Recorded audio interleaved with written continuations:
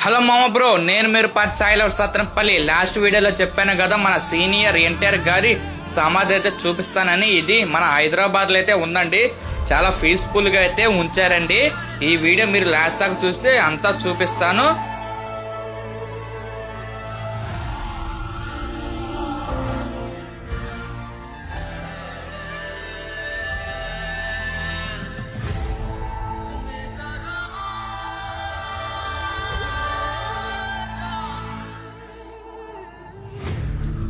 Bro నిజం చెబుతున్నా, ఈ ప్లేస్ కి మరి ఒక్కసారి ఎన్టీఆర్ సమాధి గారు చూస్తే మళ్ళీ ఇక్కడికే వచ్చి సమాధిని చూసి వెళ్ళాలని అనిపిస్తుంది మామ.